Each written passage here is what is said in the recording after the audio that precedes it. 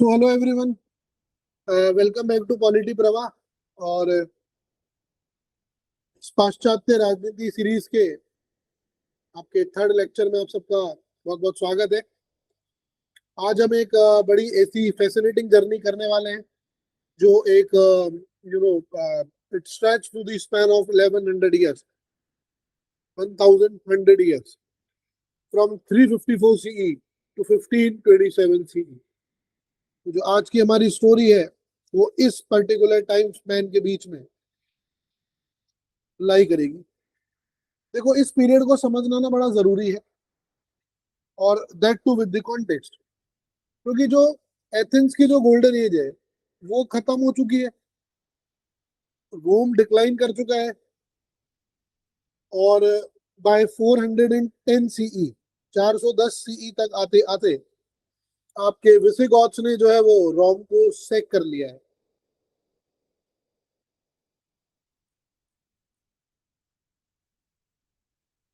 Visigoths have sacked रोम, ठीक है।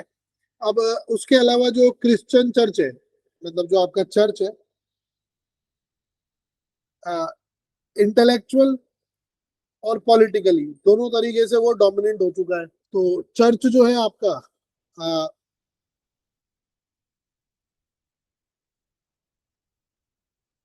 Intellectually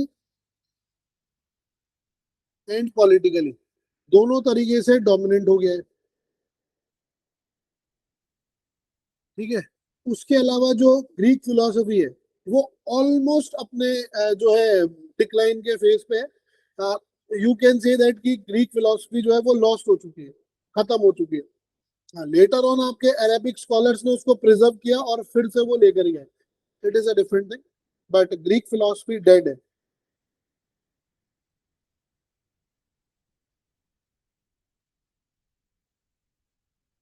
understood. अब इस पूरे केओस में, ये जो पूरा केओस चल रहा है, आपके दो ग्रेट थिंकर्स आते हैं और वो पॉलिटिकल थॉट को डिफाइन करते हैं, और वो जो आएंगे आपके, उनका नाम है, एक है सेंट ऑगस्टाइन और एक है सेंट थॉमस एक्विनास। और इन दोनों के आने के 1000 ईयर्स के बाद, आफ्टर 1000 ईयर्स, कौन आएगा? The great political scholar, the realist Machiavelli. और मिकावेली आकर के ये जो पूरा ये जो एडिफाइस चल रहा है इसको चैलेंज करेगा और मॉडर्न पॉलिटिकल साइंस की फाउंडेशन बिल्ड करेगा। तो तीन थिंकर्स हैं, ये अपने आप में तीन रिवॉल्यूशन है, ठीक है। तो ऑगस्टाइन से शुरू करते हैं।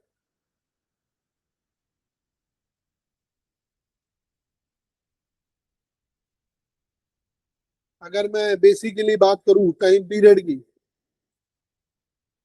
तो 354 में ये बॉर्न हुए और 430 में ये डेड हो चुका है, ठीक है। ऑरेलियस ऑगस्टिनस हिपोनेसिस इसका नाम था, ठीक है। आपके इनकी जो मदर थी, बड़ा खूबसूरत नाम था इनकी मदर का, मोनिका, ठीक है। तो और पेट्रीशियस इनके फादर थे। एक इनके जो फादर थे वो रोमन ऑफिशियल थे। मदर इनकी जो है वो बड़ी जो है हार्ड कोर क्रिश्चियन थी, मतलब कहते हैं वो, जैसे हमारे कहते हैं ना कि अपने धर्म में, अपने बिलीफ में काफी मानने वाला व्यक्ति है। तो वो इनकी मदर भी उसी तरीके से थी। तो इनका जो मतलब इन्फ्लुएंस था टुवर्ड्स द क्रिश्चियनिटी वो इनकी मदर के थ्रू आया है। अंडरस्टूड। बड़े ही जो है ब्रिलियंट स्टूडेंट थे अपनी लाइफ में ये, बड़ी खूबसूरत इन्होंने किताबें लिखी। जैसे अगर मैं आपसे बात करके देखूं तो इनकी सबसे फेमस किताब है, वो है द सिटी ऑफ गॉड, जिसको डी सिविएट भी बोलते थे। उसके अलावा इन्होंने और बहुत सारी किताबें लिखी। ये सबसे फेमस किताब थी।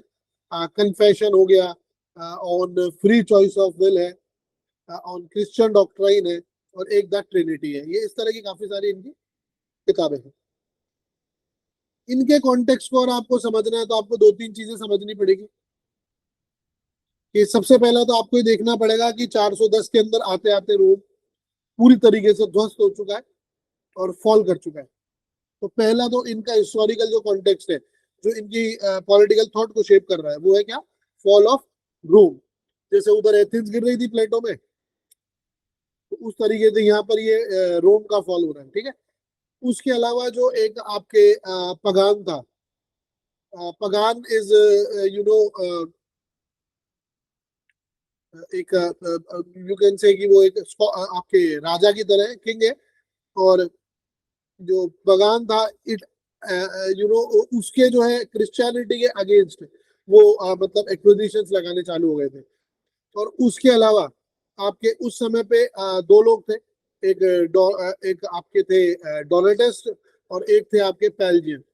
डोनेटिस्ट एंड पैलेजियन, इनकी एक कंट्रोवर्सी चल रही थी। वो हमारे काम के नहीं है। ठीक है। तो अपने आप में जो ऑगस्टीन की लाइफ है, वो एक पॉलिटिकल साइंस का खुद एक लेसन है। अफ्रीका में ये आदमी बॉर्न होता है, मतलब पैदा हुआ है अफ्रीका में, रोमन सिस्टम में एजुकेटेड है, यंग लिबर्टिन है, फिलोसफी का स्टूडेंट ये रहा है। ठीक है। और जिसको आप कह सकते हो नियो प्लेटोनिज्म। और उसके बाद में सडन ये व्यक्ति आपके 386 में आते आते ये क्रिश्चियनिटी में कन्वर्ट हो जाता है। और फिर ये बनता है मिडाइवल क्रिश्चियनिटी का architect. He was a converted Christian. और फिर ये कहता है कि thou hast made us for thyself O lord and our heart is restless until it rests in three confessions। वहीं से इसकी किताब आती है थ्री कन्फेशन। ये तब बोलता है जब वो कन्वर्ट वगैरह हो रहा है। ठीक है। फालतू की बात है, हमारे कोई काम का है नहीं। अब हमारे जो काम की चीज है वो है the city of God. The city of God 410 में हम ये देख ही चुके थे कि विसिगॉथ्स रोम को सेक करते, रोम फॉल कर रहा है। तो पहली बार ये था 800 साल में कि किसी ने रोम के ऊपर जो है विक्ट्री ली है, रोम से कोई जीता है व्यक्ति। तो इंटायर रोमन वर्ल्ड आपकी शॉक्ड में थी कि यार ये कैसे हो गया, रोम रोम हार गया। तो जो पगान रोमन्स थे वो कहते हैं कि क्रिश्चियनिटी ने रोम को कमजोर कर दिया है। पहले जब हम अपने गॉड्स की पूजा करते थे ना, तो रोम इनविंसिबल था। क्रिश्चियंस ने आकर के क्या किया है कि रोमन के जो वर्च्यूज है उनको डिस्ट्रॉय कर दिया। अब सिटी ऑफ गॉड में इस बात का रिस्पॉन्स कौन देगा? ऑगस्टीन देगा। 22 किताबें हैं, 13 साल में जाके लिखी है इस व्यक्ति ने किताबें। 430 में तो मर गया ये, और 413 से 426 के बीच में ये किताबें लिखी है इस व्यक्ति ने। टोटल नंबर ऑफ बुक्स जो है आपकी वो 22 बुक्स है city of God. Two part structure है इसका। अगर आप बात करोगे तो पहला जो पार्ट है उसमें आप पढ़ देख सकते हो बुक 1 to 10, और दूसरे में आप देख सकते हो बुक्स 11 to 22। जो पहली वाली 10 किताबें हैं उसमें वो जो पैगनिज्म है उसको रिफ्यूट करता है। वो कहता है कि जो रोम की प्रॉब्लम्स है वो हमेशा से थी, बट जो पगान गॉड है उसने इसको प्रोटेक्ट करा ही नहीं, वो प्रोटेक्ट कर ही नहीं पाया। ये डिवीजन हो गया आपके रोम क्रिश्चियनिटी के अंदर, है ना। और जो नेक्स्ट 12 बुक्स हैं इसमें आपके वो ये कहता है कि देर इज अ वो मतलब एक टू सिटीज की डॉक्ट्राइन देता है, जिसके अंदर एक वो पॉजिटिव कंस्ट्रक्शन डेवलप करता है toward Christianity through a doctrine called two cities. और यहां से आती है the city of God. Ernest Parker इसको कहता है कि the greatest book of political theory has been produced by the early church. Early church ने अगर कोई पॉलिटिकल थ्योरी की ग्रेटेस्ट बुक प्रोड्यूस करी है तो वो कौन सी है? द सिटी ऑफ गॉड है। ये कौन कहता है? Ernest Parker.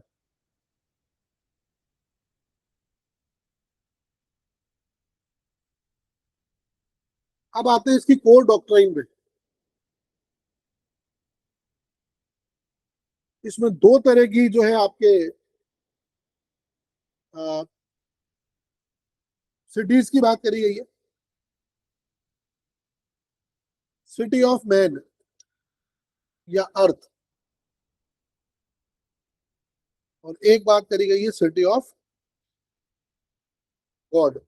City of God को इसने बोला सिविटास डेई, और सिटी ऑफ मैन अर्थ को ये कहता है सिविटास एरेना। सॉरी, हम बात कर रहे थे आपके जो है ये दो सिटीज की बात कर रहे थे, जो टू सिटीज हैं। तो उसमें जो पहली सिटी है आपकी, वह सिटी ऑफ मैन और अर्थ, और दूसरी है city of God.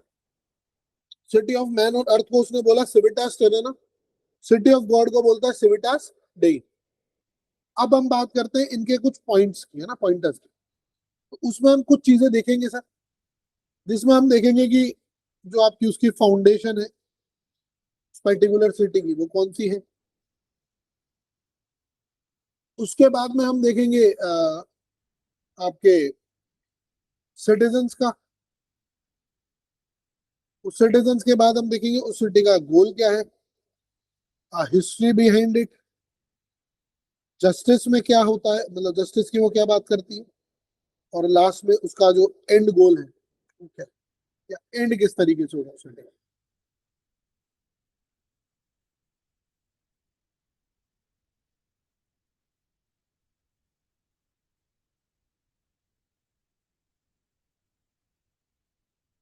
And is not working.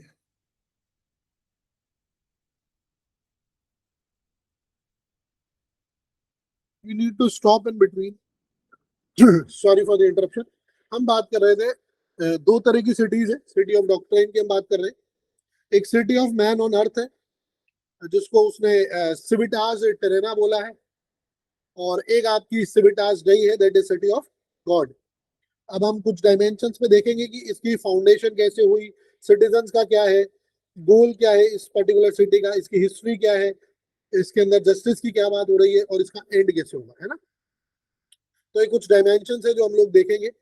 तो सबसे पहले अगर मैं बात करूं आपसे फाउंडेशन की, और अगर मैं बात करता हूँ सिटी ऑफ गॉड की,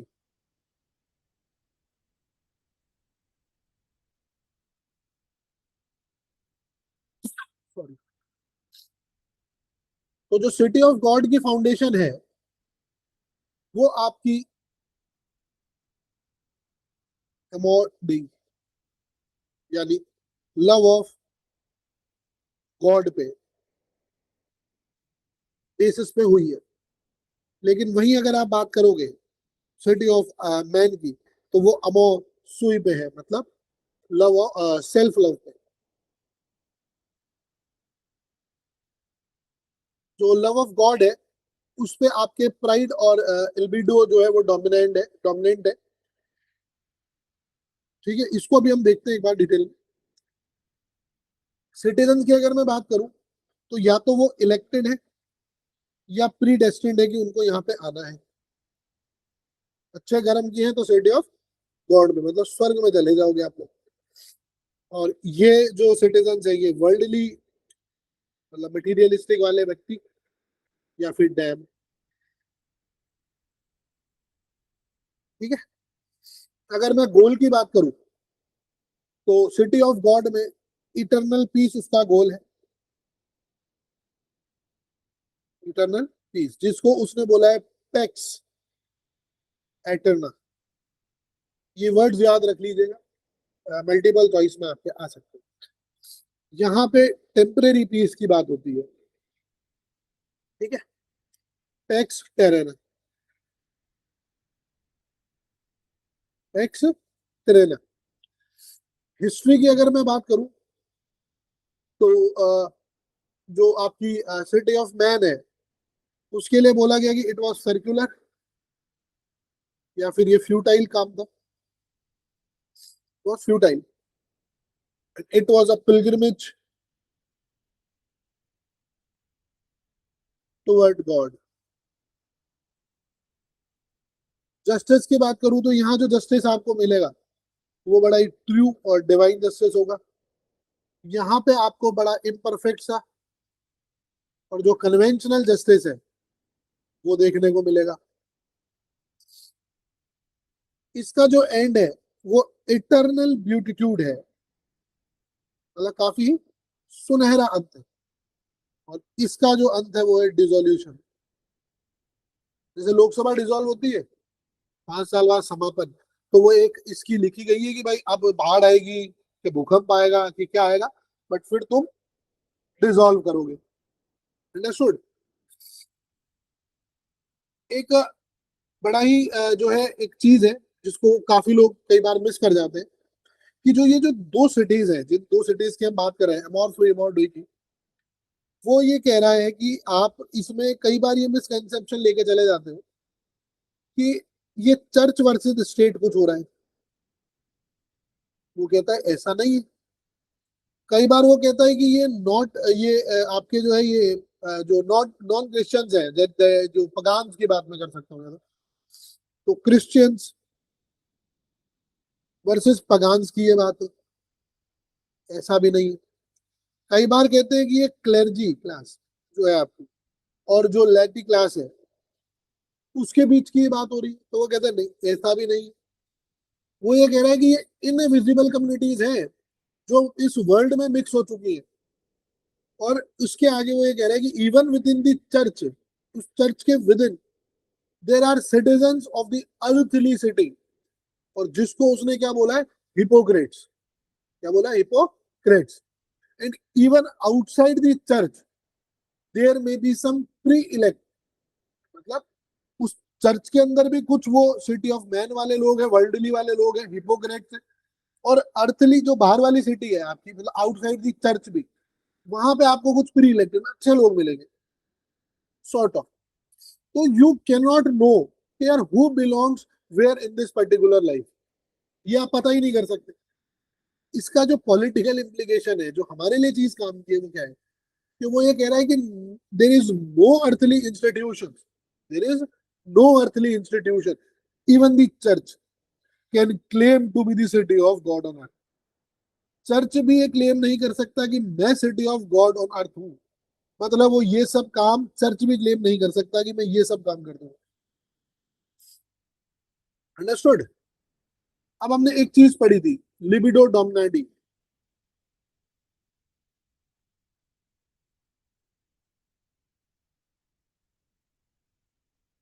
इसका मतलब है द विल टू डोमिनेट,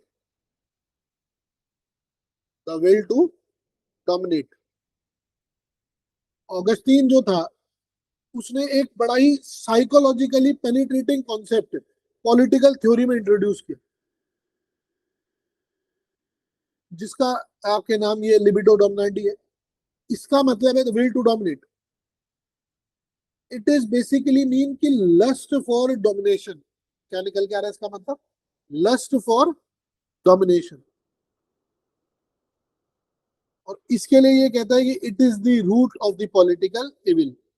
ये रूट कॉज है किसका, पॉलिटिकल इविल का। उसने कहा कि जो रोम की ग्रेटनेस थी, it was built on libido डोमिनेंडी which is desire to conquer and dominate. मतलब जो फाउंडेशन है आपके रोम की, वो किस चीज पे बेस्ड है, इस पर्टिकुलर कॉन्सेप्ट पे बेस्ड है, जहां पे उसका ये डिजायर था कि मुझे कॉन्कर करना है, मुझे डोमिनेट करना है।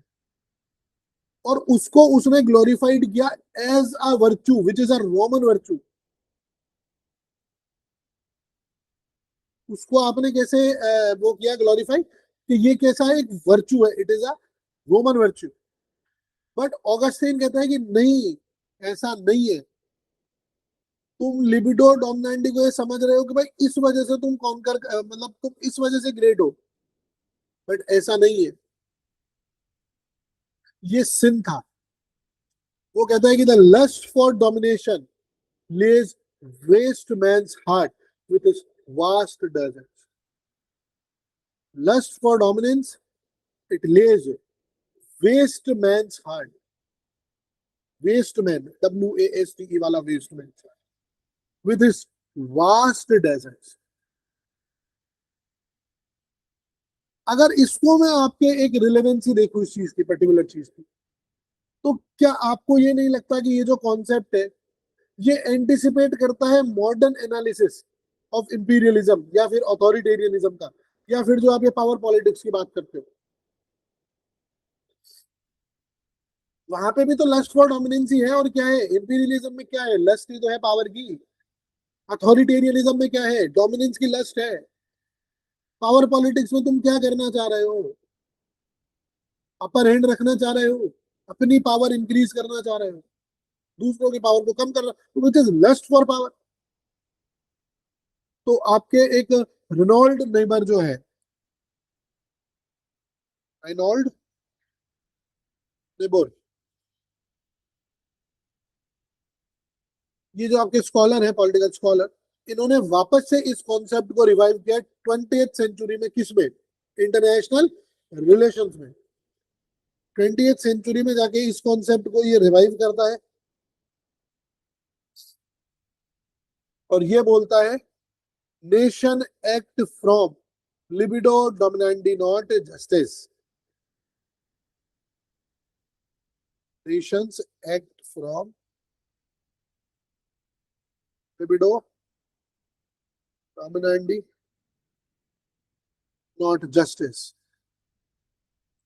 बोले ये फालतू बातें हैं कि ये जस्टिस वस्टिस पे जो है इंटरनेशनल रिलेशंस आपके काम करते हैं, या जो नेशंस एक्ट करते हैं, जो कम्युनिकेट करते हैं, वो उस तरीके से करते हैं। नहीं, the nations they will act only from the basis of libido डोमिनेंटी, मतलब a lust for power, lust for dominance. Understood. अब हम बात करते हैं एक और चीज की, कि वो जो अर्थली स्टेट है, वो अर्थली स्टेट आखिर है क्या ऑगस्टीन के लिए। तो अब यहाँ पे हम आ जाते हैं अगस्तीन के views on state and political authority पे क्या है। तो एक्चुअली में जो अगस्तीन है वो स्टेट पे क्या सोच रहा है, उसके views on state and political authority पे। और यहाँ हम बात करेंगे किसकी, कि अर्थली स्टेट जो है वो अगस्तीन के लिए आखिर है क्या। वो कहता है कि स्टेट को जो है वो as a consequence of sin देखता है। देखो, वो ये कहता है कि इन गार्डन ऑफ ईडन, एक गार्डन है ईडन का, वो आपने ईडन गार्डन्स वाला नहीं है, तो वो ये कहते हैं कि ये भगवान मतलब स्वर्ग है धरती पे, सॉर्ट ऑफ ईडन गार्डन्स के लिए क्रिश्चियन की फिलोसफी। तो वो कहते हैं in the garden of Eden there is no state was necessary, किसी स्टेट की जरूरत ही नहीं है, क्योंकि ह्यूमंस जो है वो आपके परफेक्ट हार्मनी में रहते हैं। बट हुआ क्या, कि after the fall of this particular thing, human nature corrupt हो गया, which is the original sin. Original sin क्या बोला उसने,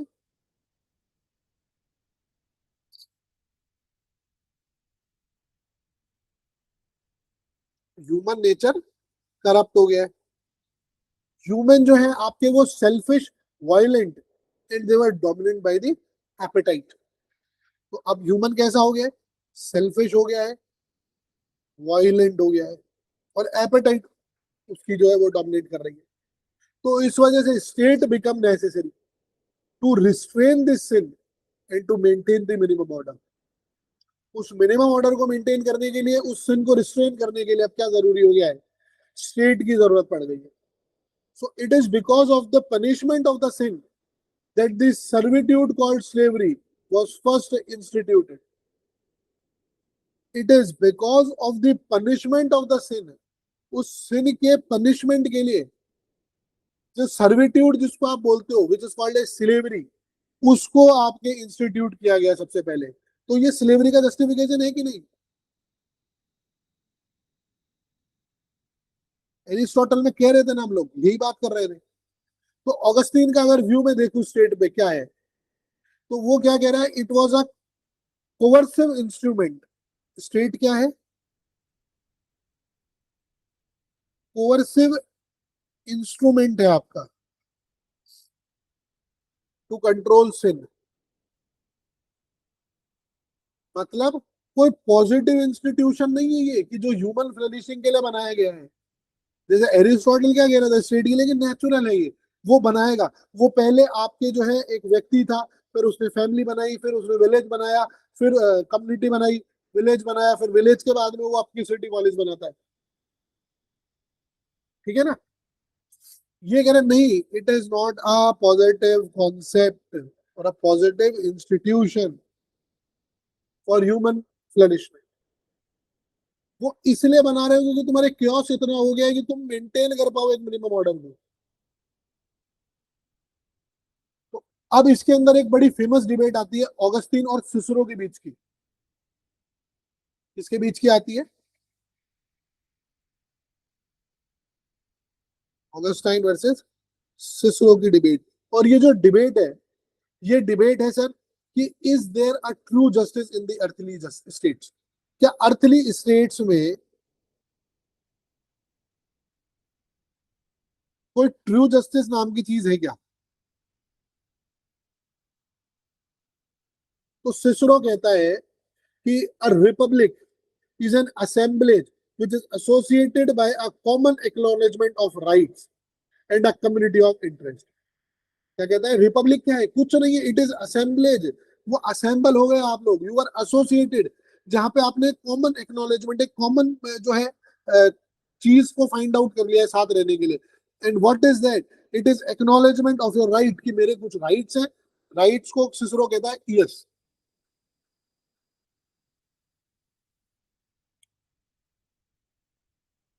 ठीक है, तो वो कह रहा है कि ये इन राइट्स का एक्नॉलेजमेंट है और उस कम्युनिटी के कुछ इंटरेस्ट है, कम्युनिटी ऑफ इंटरेस्ट, और कुछ नहीं है।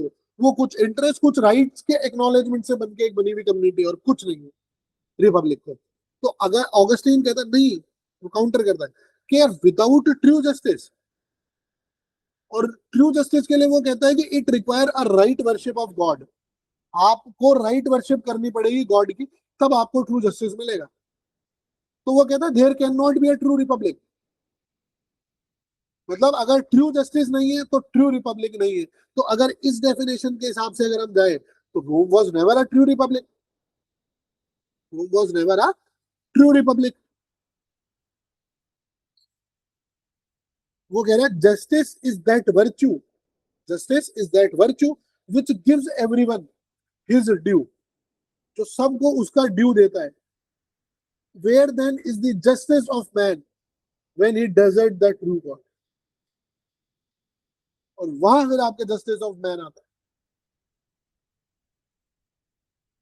इसके अगर आप पॉलिटिकल कॉन्सिक्वेंसेस देखो, तो उसने क्या बोला कि earthly states they have qualified legitimacy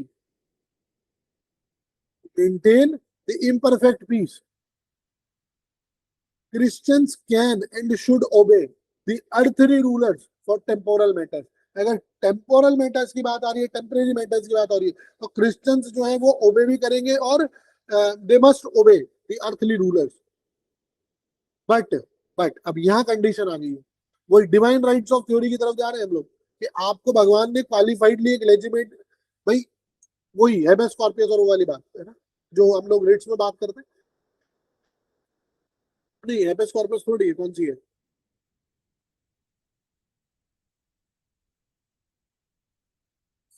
यहाँ पे आप बेसिक देखो, ये वो वाली बात है कि भाई आप एक डिस्ट्रिक्ट कलेक्टर है, तो वो डिस्ट्रिक्ट कलेक्टर की आप बात क्यों मानते हो, या कोई एसपी है पुलिस वाला, उसकी बात आप क्यों मानते हो?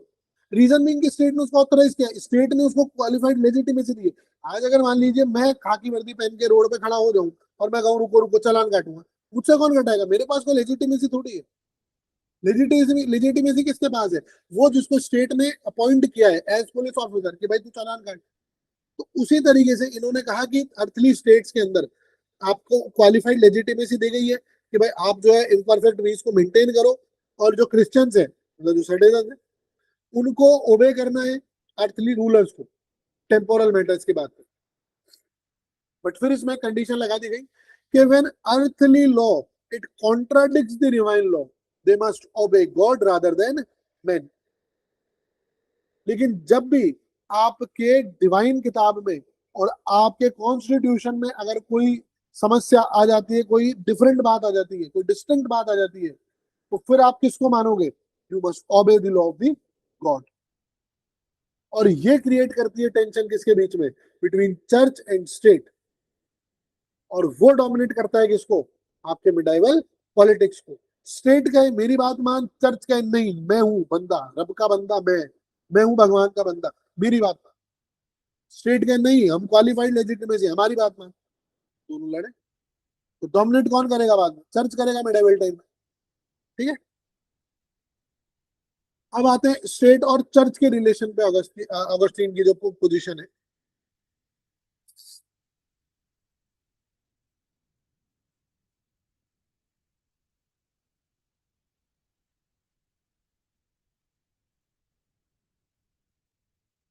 मतलब ये सिंपल सी बात है। अब ये आपका सेक्युलर कैरेक्टर शो करेगा कि भाई सेक्युलर है कि नहीं आपका ऑगस्टीन।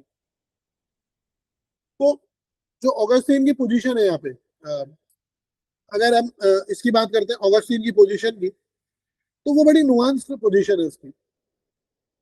बट वो क्या करता है जनरली, आपके जो चर्च की सुपेरियरिटी है उसको फेवर करता है इन स्पिरिचुअल मैटर्स में।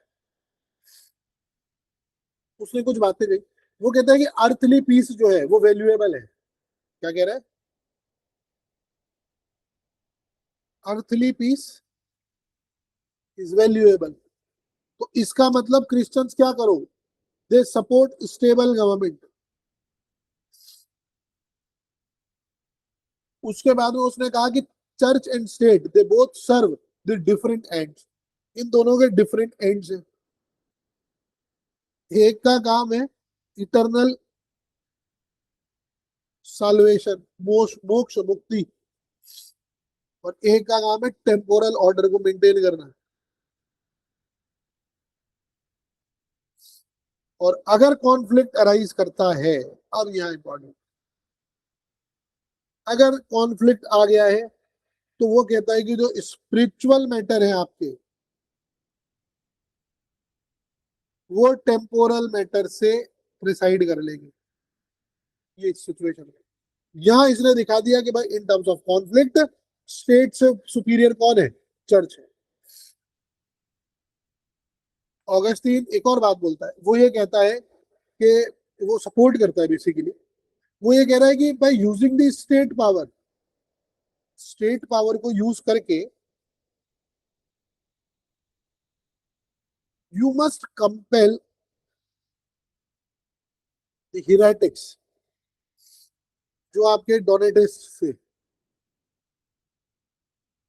और लेटर ऑन ये जो चीज, ये जो इसने बोली कि यार स्टेट को आप अलाउ कर दो, स्टेट पावर को यूज करके आप जो डोनेटिस्ट हैं उनको कंपेल कर दो, हेरिटिक्स को।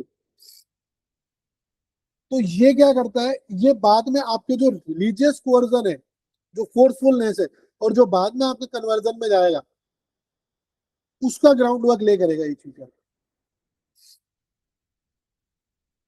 अच्छा, जो इसको इवन वो एक लेटर लिख के जस्टिफाई करता है, एक बोनाफाइस करके, बोनीफेस करके एक व्यक्ति है, उसको ऑगस्टीन ये लेटर लिखता है, और उस लेटर के अंदर वो जस्टिफाई करता है कि जो आपने रोमन सोल्जर्स को यूज किया अगेंस्ट द डोनेटिस्ट, वो कहता है compel them in, compel them to come in. वो कोवर्स्ड यूनिटी की बात करता है।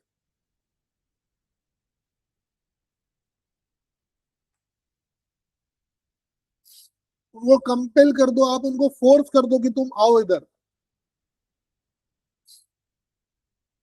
ठीक है। तो अब इसकी अगर आप एक चीज देखोगे, तो ये जो मिडाइवल, ये जो आपका इंक्विजिशन है, ये जो रिलीजियस परसिक्यूशन है आज की तारीख में, सॉरी मिडाइवल टर्म्स में जो आपने देखा, और फिर ये धीरे धीरे आपके जो क्रिश्चियन मिशनरीज आ रहे हैं, ये सब हो रहा है काम, ये कहाँ से हो रहा है?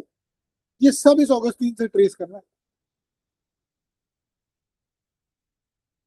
उसका जो कोवर्स टू सेव लॉजिक है कि भाई बचने के लिए आप उसको कोवर्स करें। तो ये चीजें आपको ध्यान में रखनी चाहिए। तो अब जब भी अगर आप मान लीजिए जो ट्राइबल एरियाज में आके जो आपके क्रिश्चियन मिशनरीज है, ये जो कन्वर्जन करते हैं ना ये लोग आकर के इंडिया के अंदर काफी सारा, यहाँ से आप उस चीज को काउंटर कर सकते हो कि तुम इसलिए कर रहे हो क्योंकि तुम्हारे रूट्स में डाल दिया ऑगस्टीन ने उस समय से। अंडरस्टूड?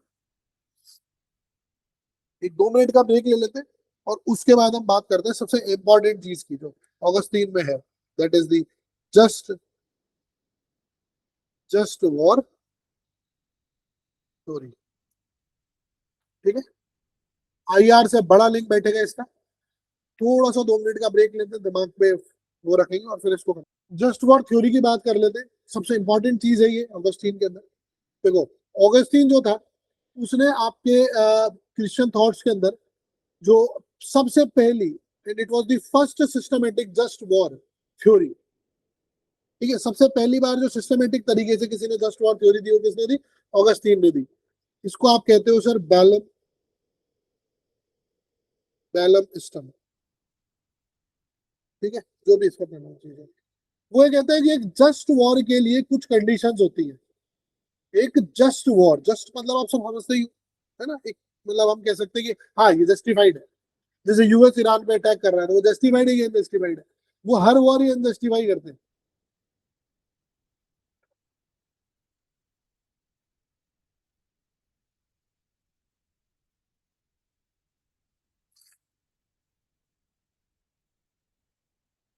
तो कुछ कंडीशंस उसने दी कि एक जस्ट वॉर की क्या कंडीशंस हो सकती है। उसने कहा कि there must be a just cause. जो कॉज है वो जस्ट होना चाहिए। लाइक आपने अपने डिफेंस में कोई वॉर करी है, या फिर मान लीजिए आपने कोई स्टोलन प्रॉपर्टी थी उसकी रिकवरी के लिए कोई वॉर करी, या फिर मान लीजिए कोई इविल व्यक्ति है उसको आपने पनिश करने के लिए जो है वॉर करी है। जस्ट कॉज के बाद आपका जो इंटेंशन है वो राइट होना चाहिए। राइट इंटेंशन होना चाहिए, मतलब your goal should be peace. Hatred या कॉन्क्वेस्ट नहीं होना चाहिए। ठीक है। और जो वॉर है, जो तीसरी कंडीशन है कि इट मस्ट बी डिक्लेयर्ड,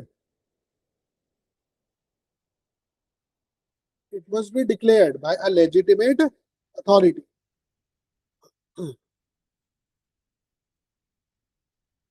कोई प्राइवेट इंडिविजुअल ना करे, या फिर जैसे फॉर एग्जांपल नेशनल इमरजेंसी लगाई इंदिरा जी ने, तो it was declared by a legitimate authority. No, why? Court आके कह चुकी थी कि इंदिरा गांधी अपना इलेक्शन हार चुकी है, उस पर जजमेंट आने वाला था, तो वो प्राइम मिनिस्टर ही नहीं रहती, वो इलेक्टेड थी ही नहीं एक तरीके से। अंडरस्टूड? उस तरीके से। और उसके बाद में प्रोपोर्शनैलिटी, ये सबसे इंपॉर्टेंट चीज है।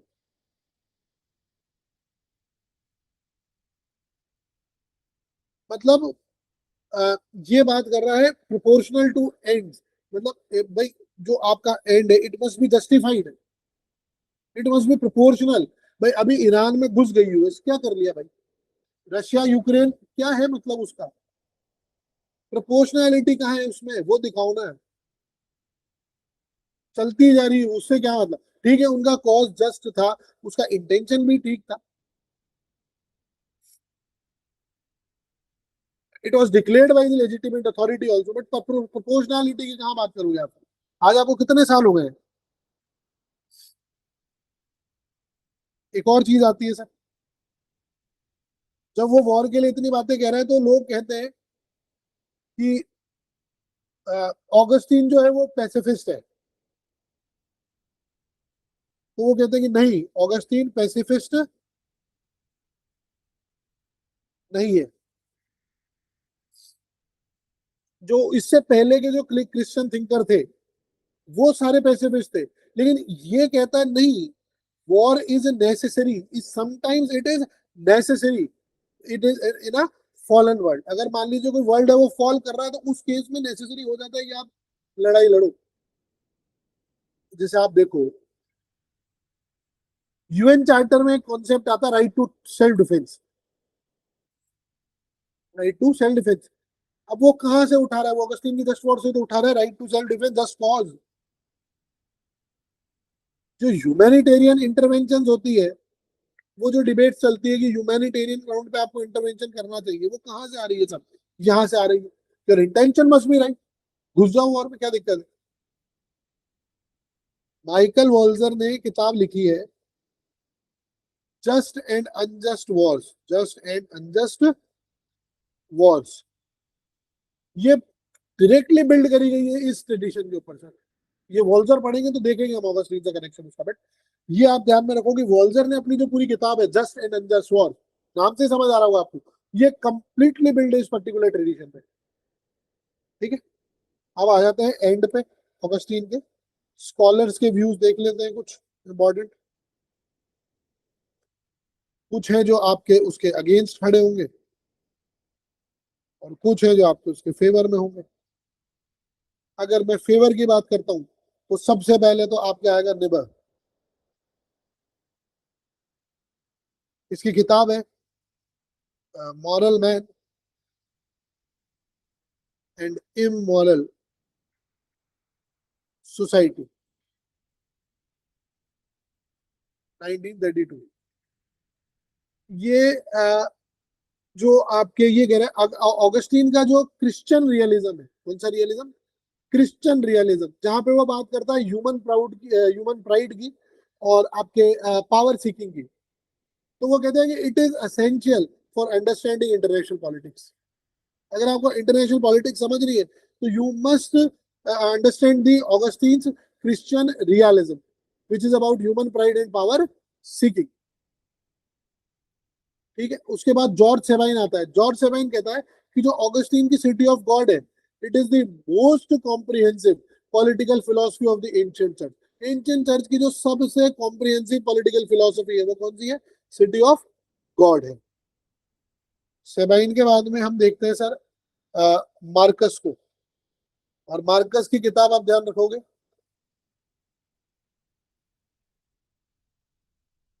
सेकुलम,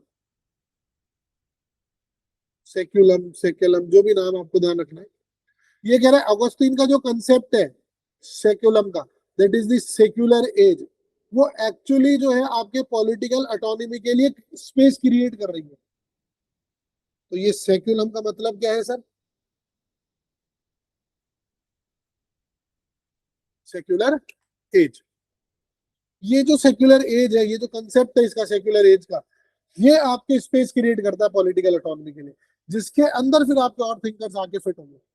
ठीक है, और उसके बाद में एक और आता है सर जॉन एल्स्टिन, जॉन जीन ऑल्स्टिन। इसकी किताब है sir Augustine and the limits of politics. और ये कहता है कि जो ऑगस्टीन का रियलिज्म है, Augustine's realism, it profound it is a profound corrective to liberal optimism about the political perfectibility. ये क्या है? It is a profound corrective to liberal optimism about political perfectibility. देखते हैं जीन ऑल्स्टिन का व्यू, जिसने किताब लिखी है आपके Augustine's Augustine and limits of politics. ये कहता है कि जो ऑगस्टीन्स रियलिज्म है, it is a profound corrective to liberal optimism about political perfectibility. और सबसे आखिर में हम देखेंगे आपके हर्बर्ट डीन को, जिसने किताब लिखी थी political and social ideas of Augustine. ठीक है, ये बोलता है कि जो ऑगस्टीन का डुअलिज्म है, it creates a sophisticated political philosophy for Christians in a pluralist world. जो ये ऑगस्टीन का डुअलिज्म है, city of God, city of earth वाला, it creates a sophisticated political philosophy for Christians in a pluralist world. अब कुछ लोग हैं जो इसके अगेंस्ट में भी खड़े हैं। तो जो अगेंस्ट में है आपके, उसमें सबसे पहले तो आपके खड़ा होता है रॉल्स। रॉल्स कहता है कि जो ऑगस्टेनियन रिलीजियस पॉलिटिक्स है, ये वायलेट करती है पब्लिक रीजन और लिबरल प्लूरलिज्म को। Augustinian religious politics violates the public reason and liberal pluralism. Hannah Arendt बोलती है कि Augustine had destroyed the Greek conception of political action by subordinating it to eternal life. मतलब वो जो conception है political action का, मतलब यू हैव टू एक्ट, उसको उसने कहाँ सबऑर्डिनेट कर दिया है? इटर्नल लाइफ पे, कि वो ऊपर वाले के हाथ में है, तुम रहने दो। अरे यार, उसके बाद में एक और इंपॉर्टेंट स्कॉलर है आपके, which is after Hannah Arendt, R.H. Bainton. और R.H. बेंटन कहता है कि जो ऑगस्टीन की जस्ट वॉर थ्योरी है, it has been used to justify virtually every war in the Christian theory. जितनी वॉर क्रिश्चियन थ्योरी के अंदर आई, उन सबको जस्टिफाई किसके बेस पे किया गया? आपके ऑगस्टीन की जस्ट वॉर थ्योरी के बेस पे किया गया। और अब हम आते हैं सर पिलागियोस पे।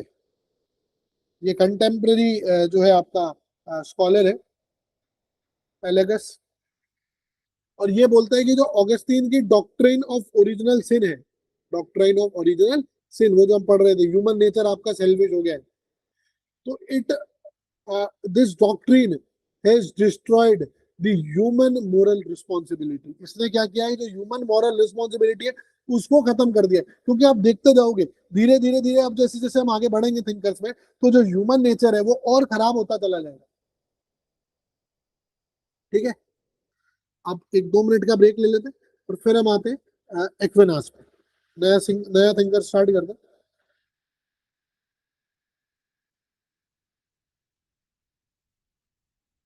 Saint Thomas Aquinas. तो अब हम बात कर लेते हैं थॉमस एक्विनास की, है ना। तो 1225 के अंदर ये बॉर्न हुआ है और 1274 में डाई। तो ये एक बेसिक सी इसकी टाइमलाइन है। ठीक है, और उसके अलावा अगर हम बात करें तो इनके जो टीचर थे वो थे एल्बर्ट मैग्नस, जिसको अल्बर्ट दी ग्रेट बोला जाता था। ठीक है, और उसके बाद में इनकी कुछ किताबें हैं जो बड़ी इंपॉर्टेंट है,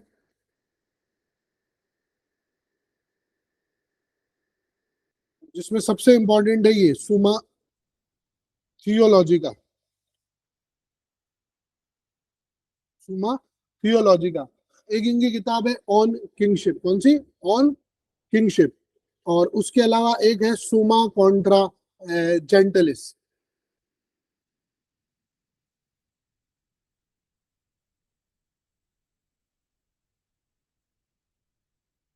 सुमा कॉन्ट्रा जेंटलिस। और एक कौन सी हो गई, ऑन किंगशिप। ठीक है, अब अगर कॉन्टेक्स्ट की बात करें कि हिस्टोरिकल कॉन्टेक्स्ट अगर हम देखें एक्विनास का, तो हम ये देख सकते हैं कि 13th सेंचुरी में जो है आपकी रीडिस्कवरी हो रही है एरिस्टोटल की। जो अरेबिक ट्रेडिशन के लोग हैं उन्होंने वापस से रीडिस्कवर किया है किसको, एरिस्टोटल को। ठीक है, आपके अल फरेबी और ये क्या नाम, इब्न रशद जो टाइप के लोग थे, अरेबिक स्कॉलर्स थे उन्होंने। तो इस वजह से क्या हो रहा था कि आपके जो टेंशन थी between the people who believe in the Greek faith, Greek philosophy in the Christian faith, उन लोगों के बीच में टेंशन बढ़ रही थी कि भाई आप ग्रीक फिलोसफी को मानोगे या क्रिश्चियन फेथ को मानोगे। तो एक चीज जो बड़ी इंपॉर्टेंट है एज एनेक्डोट कि when Aquinas was a student in during his schools, तो ये मतलब एक्विनास इतने क्वाइट, इतने शांत रहते थे कि इनके जो क्लासमेट्स थे वो इनको द डम ऑक्स बोलते थे। क्या बोलते थे, द डम ऑक्स। तो Albert the great, the teacher of Aquinas, उन्होंने रिस्पॉन्ड करके बोला, here you call him a dumb ox, but I tell you that this dumb ox, shall below, so loud that his belongingness or belongings will, fill this world. मतलब जिसको आप इतना मतलब बुद्धू बोल रहे हो, शांत बोल रहे हो कि ये डम ऑक्स है, तो इसकी मतलब जो चुप्पी है, जो शांत है, वो इतनी लाउड है अपने आप में कि वो इस जो पूरे वर्ल्ड की जो फिलॉसफी है उसके अंदर जो ओपन स्पेसेस जो रह गए हैं ना, पोर्स जो रह गए, उनको ये व्यक्ति फिल कर देगा, इतना लाउड है ये। ठीक है, और when he got died in 1274, तो इन्होंने कहा था कि I can write no more, I have seen things that make all my writings seem like straw.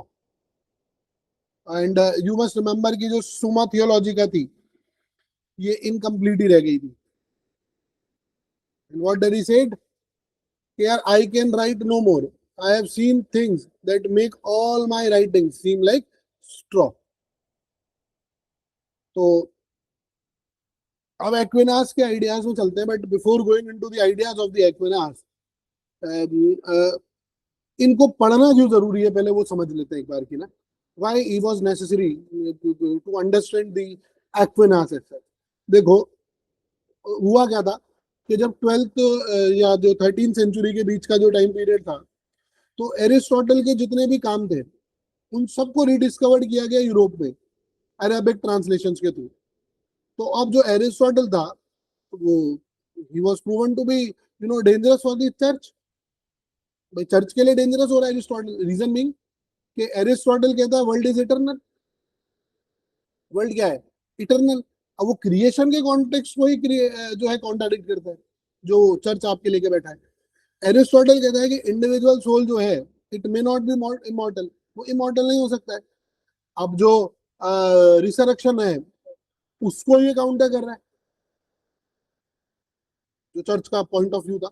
उसके बाद एरिस्टोटल नेचुरल स्टेट की बात करता है, यहाँ ये कहते हैं कि नहीं, there must be a sin based political authority.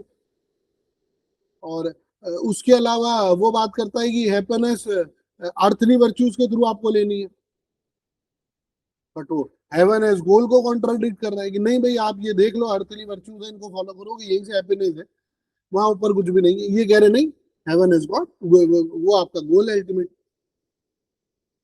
तो अब इन 1210 1210 में जो यूनिवर्सिटी ऑफ पेरिस थी वो एरिस्टोटल की जो नेचुरल फिलोसफी है उसको पढ़ाना बंद कर देती है, वो बैन कर देती है उसको। तो ये जो किताबें बैन करने का कॉन्सेप्ट है ये आज का नहीं है कि जो हम इंडिया में देखते हैं कि यार ये किताब बैन कर दी आपने, नहीं, ये उस समय से ही चलता आ रहा है। ठीक है। बट फिर एक्विनास आते हैं उस जगह पे, वो कहते हैं कि यार एरिस्टोटल को बैन क्यों करना है, you must harmonise him with the Christian doctrine, Christian doctrine के साथ उसको हार्मोनाइज करो।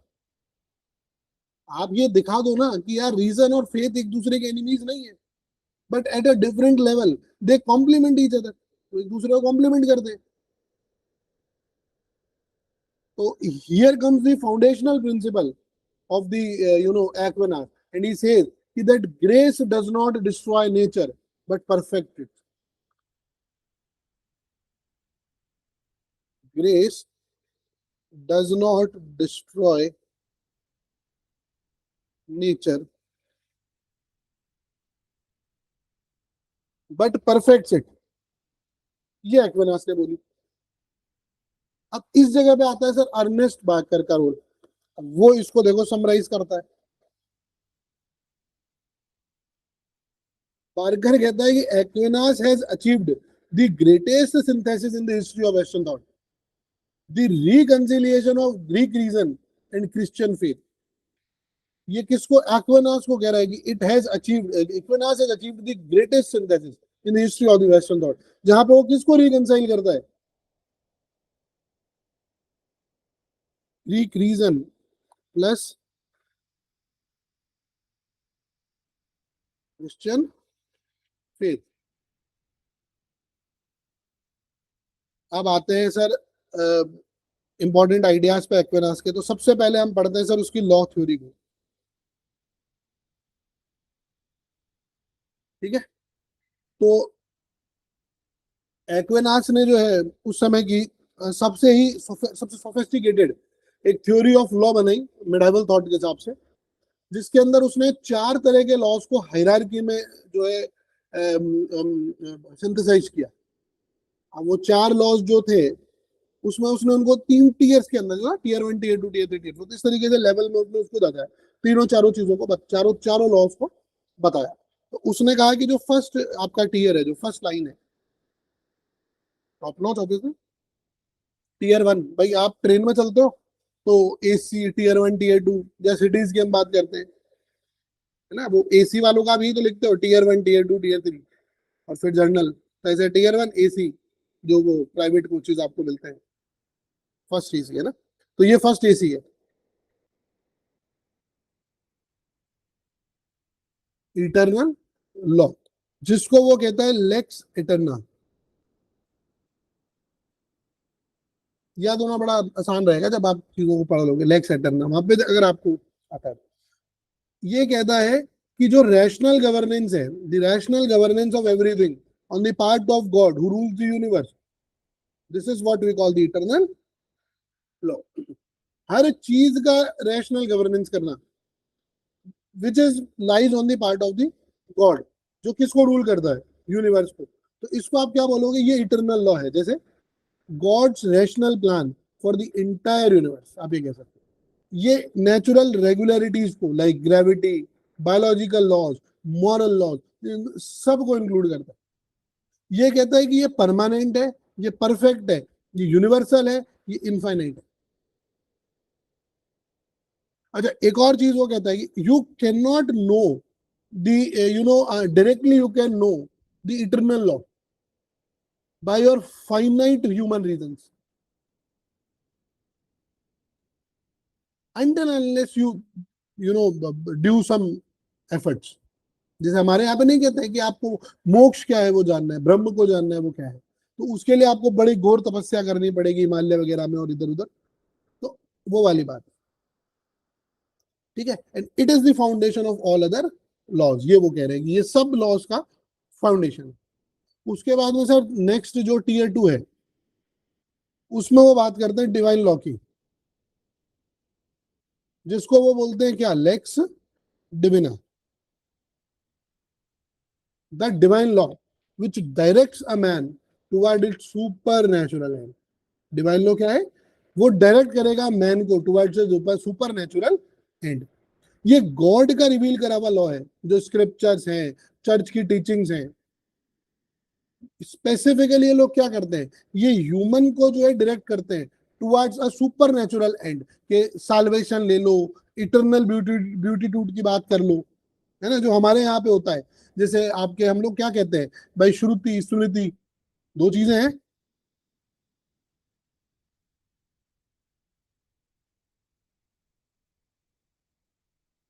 उसके बाद में ये अगर आप सबको ध्यान हो तो क्रिश्चियन में एक वो कॉन्सेप्ट चलता है 10 कमांडेंट्स का, ब्यूटीट्यूड्स का, सेक्रामेंट्स वगैरह चीजों का। अब इसके लिए वो कहते हैं कि खाली रीजन जरूरी नहीं है इसको जानने के लिए, कि आप रीजन से डिवाइन लॉ को जान लोगे, नहीं, इसके लिए रिविलेशन भी होना चाहिए। somebody must रिवील, आपके जो चर्च के जो फादर हैं, he must reveal the teachings of the God to you. अब ये क्या करेगा, ये नेचुरल लॉ को सप्लीमेंट करके चलेगा, बिकॉज ये गाइड करेगा कि आपका नेचुरल एंड होना क्या चाहिए। तो इसमें भी इन्होंने दो चीजें करी, दो डिवीजन हो गए इसके अंदर। एक इसके अंदर आपके हो गया सर, जस्ट सेकेंड, इसमें भी आपके दो डिवीजन कर दिए गए, एक ओल्ड लॉ और एक न्यू लॉ। ओल्ड लॉ को आपने बोला था कि मोज़ेक है, जो इम्परफेक्ट है, प्रिपरेटरी है, लेकिन एक न्यू लॉ है जो गॉस्पेल का है। एंड ये क्या है, ये परफेक्ट है और इंफीरियर है, सॉरी इंटीरियर है, ठीक है, इंटीरियर अंदर से, ठीक है। अब बात कर लेते हैं नेचुरल लॉ की, जिसको आपने क्या बोला, लेक्स नेचुरलिस। ये कहता है कि the, you know, the rational creatures, जो रैशनल क्रिएचर्स है, जो रैशनल माइंड्स है, जो रैशनल लोग हैं, उनका पार्टिसिपेशन इटर्नल लॉ के अंदर।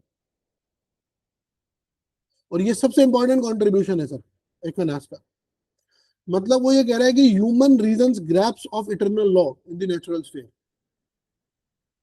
And it can be discoverable by the reason alone, there is no revelation, कोई रिवील नहीं करेगा इस चीज को। So it is accessible to all humans regardless of their religion. क्या रिलीजन है क्या नहीं है कोई मतलब नहीं है, रिगार्डलेस ऑफ देयर रिलीजन, ये सब के लिए एक्सेसिबल है। क्यों? क्योंकि आपके रीजन से गाइड, आपके गाइड होगा। अब जब रीजन से गाइड हो रहा है, सबके लिए एक्सेसिबल है, तो इट मींस कि ये यूनिवर्सल है, क्योंकि it will be same for all rational beings. भाई कोई आदमी है, उसकी जैसे फॉर एग्जांपल मान लीजिए एक कपड़ा हम लेने जाते हैं, कोई व्यक्ति है जिसके डबल एक्सेल का जो है वो टी शर्ट आती है, मेरे डबल एक्सेल टी शर्ट है, तो मेरे साइज के जितने भी लोग, उन सबके double XL T shirt fit होगी। रीजन बीइंग कि हम सब लोग उस साइज, उस कैटेगरी के लोग हैं, तो हमारे वो एक पर्टिकुलर चीज फिट कर रही है। तो सिमिलर चीज आपके रीजन में भी है, कि जो सेम रीजन के लोग हैं, सेम बुद्धि के लोग हैं, भाई मान लीजिए क्लास में आपके रहता है कि 50 लोगों की क्लास है, उसमें कोई एक बच्चा, दो बच्चा, तीन बच्चा होगा जो 90% 95% मार्क्स लेकर के आएगा, दो बच्चे, चार बच्चे होंगे। उसके बाद में फिर 15 बच्चे होंगे जो आपके 80% 85% लेकर के आएंगे। उसके बाद में कुछ 5-7 बच्चे होंगे जो 50-60 इन पे चलते होंगे, कुछ बच्चे होंगे जो और 5-7 बच्चे जो बेसिक आपके 35%, 40% जो पासिंग मार्क्स होता है उन पे चलेंगे, और कुछ होंगे 5-7 जो फेल होंगे। तो वो सब अपनी अपनी कैटेगरी के अपने अपने रीजन के हिसाब के लोग हैं। तो ये यूनिवर्सल क्यों हो गया? बिकॉज ये सारे रैशनल बीइंग्स के लिए सेम है। भाई मेरी बुद्धि का स्तर 60% है, इसकी बुद्धि का 60% है, तो सेम रीजन हो गया ना हम दोनों का। सर्कमस्टांसेस के साथ एक और चीज इसके अंदर जो है कि सर्कमस्टांसेस के साथ जो इसकी एप्लीकेशन है नेचुरल लॉ की, वो चेंज हो सकती है। भाई मान लीजिए कॉन्टेक्स्ट क्या है उसके हिसाब से कुछ हियर एंड देयर ट्विस्ट हो सकता है, बट अदरवाइज इन प्रिंसिपल ये इम्यूटेबल और है नेचुरल लॉ। जैसे यूथनेशिया की बात होती है, राइट टू लाइफ, ये सबके लिए है, रिगार्डलेस ऑफ एनीथिंग, सबके लिए सेम है, यूनिवर्सल है ये कि साहब आप सबको जीने का अधिकार है। बट अभी हमारे यहाँ पे पैसिव यूथनेशिया और एक्टिव यूथनेशिया की बात चलती है। अभी हमारे यहाँ पे पहला एक्टिव यूथनेशिया का केस हम लोगों ने इंडिया के अंदर जो सुप्रीम कोर्ट ने अलाउड किया। तो अब ये चीज क्या हो गई कि depending on the context in the circumstances, आपने क्या किया, उससे राइट टू लाइफ का राइट ले लिया, उसको ट्विक कर दिया depending on the circumstances in the context. Understood? But in principle वो इम्यूटेबल है, राइट टू लाइफ इम्यूटेबल है, उसको फिर आप चैलेंज नहीं कर सकते, चेंज नहीं कर सकते। ठीक है, ये वाली चीज थी। तो इटरनल लॉ के अंदर जब आपके रैशनल के जो माइंड है, रैशनल क्रिएचर है, वो जब पार्टिसिपेट करता है तो वो क्या हो जाता है? नेचुरल लॉ हो जाता है। ठीक है, अब उन्होंने कहा कि कुछ प्राइमरी प्रीसेप्ट्स है नेचुरल लॉ के जो आपको ध्यान में रखने चाहिए।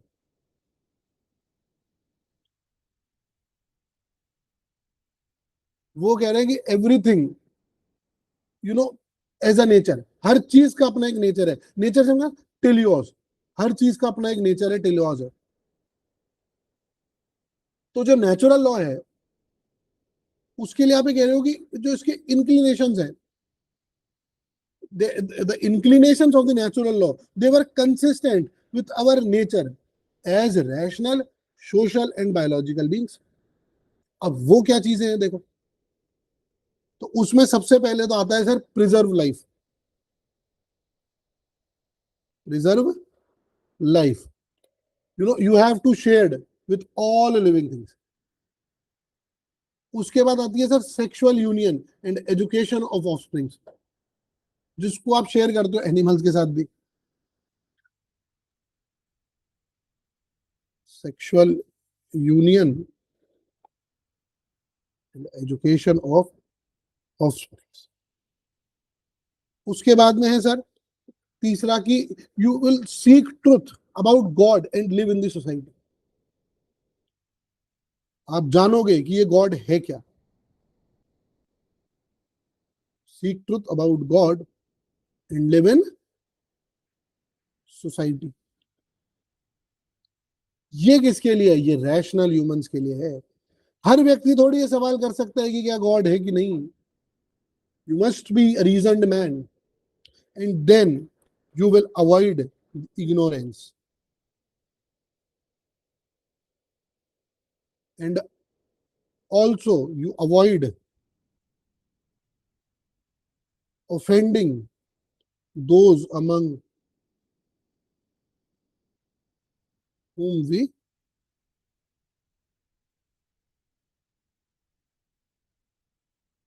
मैं मानता हूं, मैं सवाल उठाता हूं कि भगवान है कि नहीं, गॉड है कि नहीं।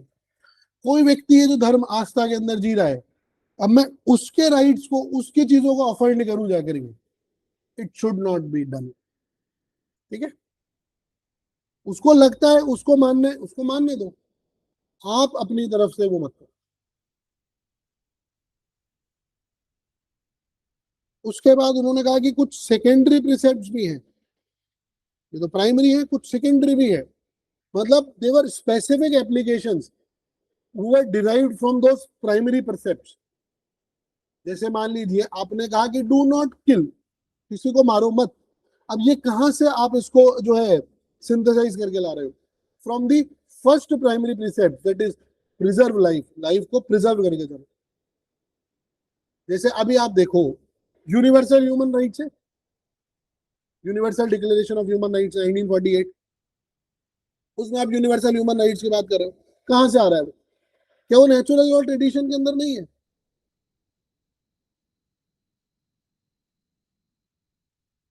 इंटरनेशनल ह्यूमैनिटेरियन लॉ है। उसके बाद में आपके, अगर आप सबको ध्यान हो, तो एक आपके नर्मबर्ग ट्रायल्स हुए थे, नर्मबर्ग ट्रायल्स, ये वर्ल्ड वॉर 2 के बाद में।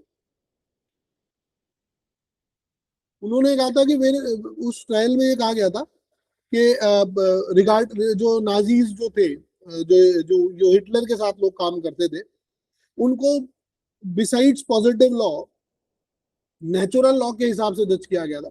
ये ट्रायल्स एस्टैब्लिश किए गए थे by the axis power, by the allied powers against the axis power, जो आपकी ये यूएस, ब्रिटेन वगैरह ये सब थे।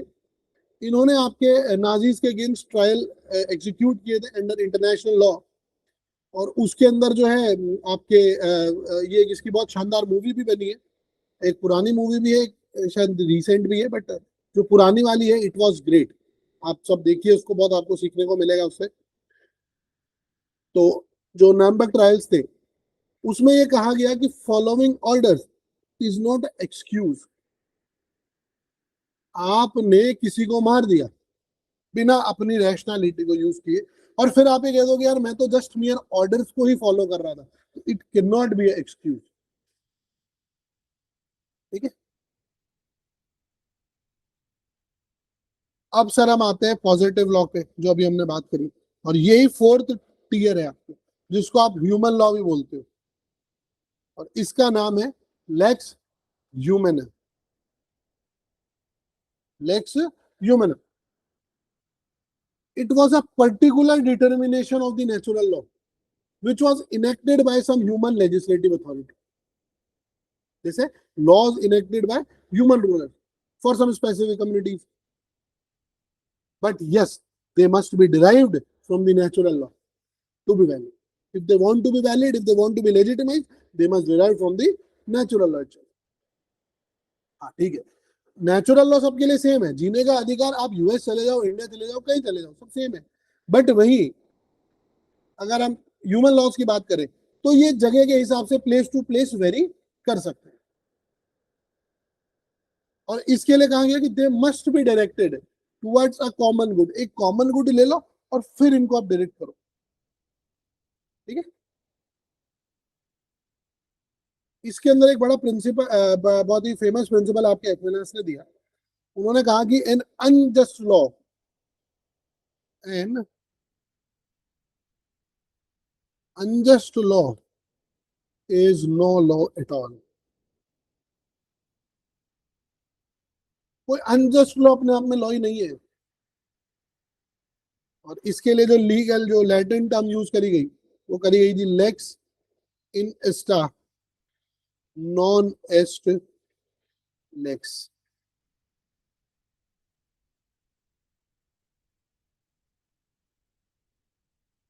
अब एक सवाल पूछा गया कि आपका जो पॉजिटिव लॉ है, क्या वो पॉजिटिव लॉ अनजस्ट हो सकता है? बिल्कुल हो सकता है। उसकी कुछ कंडीशंस दी गई कि when your positive law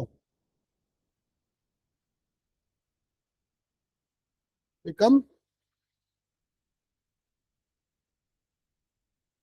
unjust, तो उन्होंने कहा कि बोले एक आपका पॉजिटिव लॉ अनजस्ट तब होगा जब वो वायलेट करे ह्यूमन लॉ को, it violets, sorry, natural law.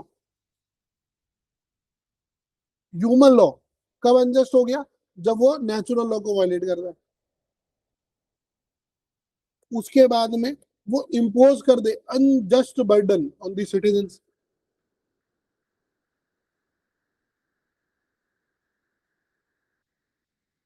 Humans या फिर सिटीजंस पे, अगर वो कॉमन गुड की तरफ डायरेक्टेड नहीं हो, मतलब कॉमन गुड उसका जो है वो नहीं हो रीजन। और रूलर की जो अथॉरिटी है, उस अथॉरिटी को वो ब्रीच कर दे, एक्सीड कर दे, है ना। अब उसके बाद आता है कि क्या जो सब्जेक्ट्स हैं, क्या उनके पास कोई ड्यूटी है कि वो डिसओबे कर पाए अनजस्ट लॉज को, कि भाई it is our duty to disobey the unjust laws. तो इस चीज में एक्विनास जो है बड़ा नुआंस है।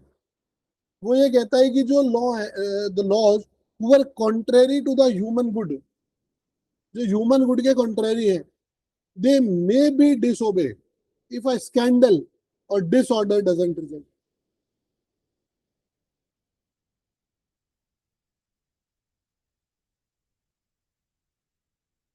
और उसके अलावा जो आपके डिवाइन गुड के लिए जो लॉस कॉन्ट्ररी है, जो डिवाइन गुड को ही काउंटर कर रहे हैं, डिवाइन लॉ को, तो उनको तो हमेशा ही डिसोबे करना चाहिए।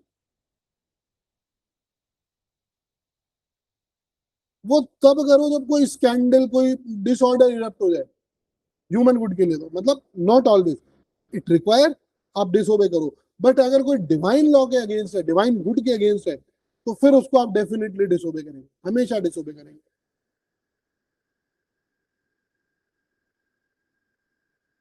अब एक इसी चीज पे बड़ी इंपॉर्टेंट चीज आती है कि जो मार्टिन लूथर किंग जूनियर था,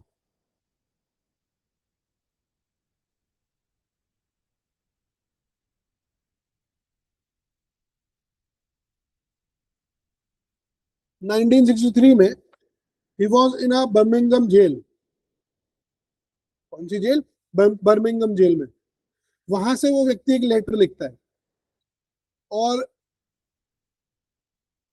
वहां से फिर आपको सिविल राइट्स मूवमेंट की बात होती है। अब जब उस लेटर को उसने लिखा, मार्टिन लूथर ने, तो वो वहां पे जो एक्विनास है, आप देखोगे कि आपको इक्विनास इको होता हुआ दिख रहा है जब 20th सेंचुरी के अंदर आपके सिविल राइट मूवमेंट स्टार्ट हो रहे हैं। रीजन बीइंग, वो क्या लिखता है मार्टिन लूथर किंग, कि one has not only a legal but a moral responsibility to obey just law. Legal नहीं है, आपकी मॉरल रिस्पॉन्सिबिलिटी भी बनती है कि जो जस्ट लॉज है उनको आप ओबे करो। But conversely, one has a moral responsibility to disobey unjust laws. And I would agree with Saint Augustine that an unjust law is not a law at all.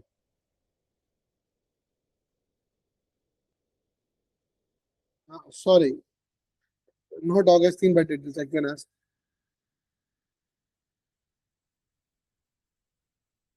ये आपकी legal responsibility के साथ साथ moral responsibility भी है कि आप जो है जस्ट लॉस को ओबे करो, लेकिन आपकी ये मॉरल रिस्पॉन्सिबिलिटी उधर भी है कि आप जो अनजस्ट है उनको डिसोबे कर दो। एंड इस चीज के अंदर वो ही वाज क्लियरली रिटन डाउन कि I was agree with the Saint Aquinas that an unjust law is no law at all. एक अनजस्ट लॉ कोई लॉ है ही नहीं। तो जब लॉ ही नहीं है तो फिर किस चीज का ओबे? ठीक है। अब बात करते हैं एक्विनास की जो है प्रिंसिपल्स की और इसके व्यूज की ऑन स्टेट एंड गवर्नमेंट पे। अब स्टेट के ऊपर वो कहता है कि स्टेट जो है वो एक नेचुरल इंस्टीट्यूशन है। जैसे ऑगस्टीन क्या कह रहा था कि it is a consequence of a sin, but वो कह रहा है कि नहीं, स्टेट जो है कोई मेयर कॉन्सिक्वेंस नहीं है किसी सिन का। वो कहता है man is by nature a social and political animal. The state is creation of a nature which is preceding the individual in the order of being, though not in order of time। हो सकता है time के order में नहीं कर रही हो, but in terms of order of being कौन प्रिसीड करता है इंडिविजुअल को? एक यो सोसाइटी, आपका स्टेट करता है।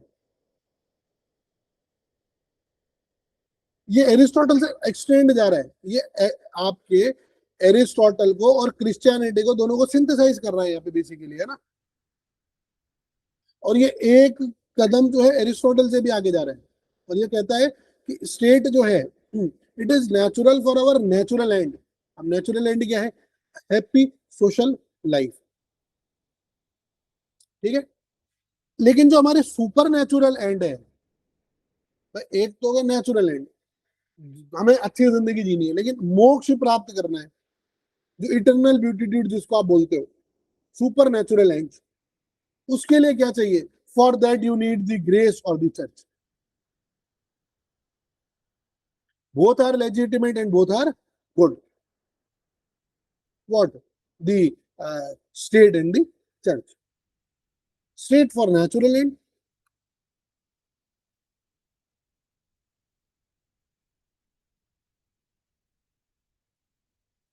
and church is for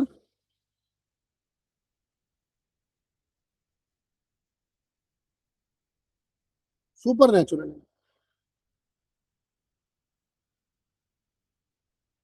अब गवर्नमेंट की बात करते हैं भाई। स्टेट तो हमने देख ली कि मिक्स चाहिए उसको, एरिस्टोटल का और क्रिश्चियनिटी का सिंथेसिस है। अब गवर्नमेंट की बात कर लेते हैं, गवर्नमेंट के लिए वो क्या कह रहा है। तो सबसे पहले तो यह ध्यान रखो कि उसकी जो बेस्ट फॉर्म ऑफ गवर्नमेंट है एक्वेनास के लिए, वो है मोनार्की।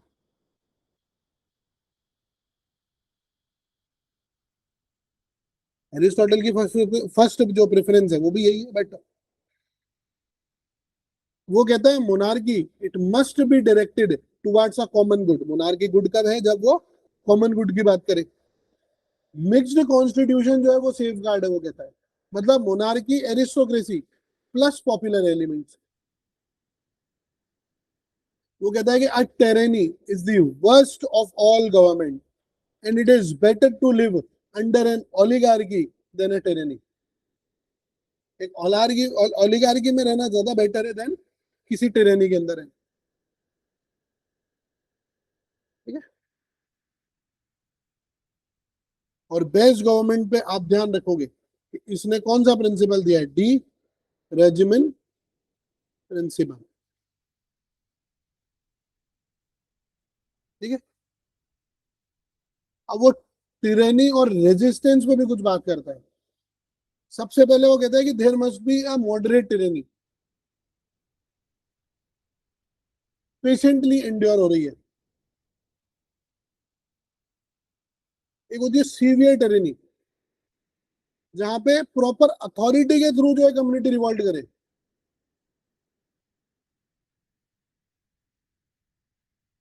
लेकिन एक और चीज है, वो कह रहे हैं कि जो प्राइवेट इंडिविजुअल्स हैं वो टायरेंट को असैसिनेट नहीं करने चाहिए, बिकॉज वो अंडरमाइन करेगा रूल ऑफ लॉ को।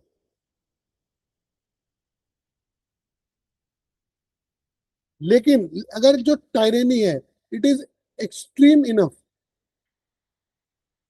Then natural law and self defence they justify the resistance.